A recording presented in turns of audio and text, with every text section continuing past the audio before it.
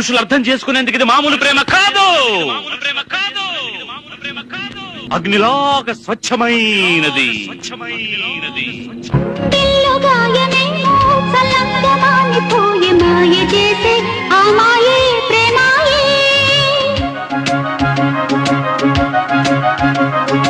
ఎంత గాయమైన గాని నా మేనికేమి కాదు. పువ్వు సోకి నీ సోకు కందేనే.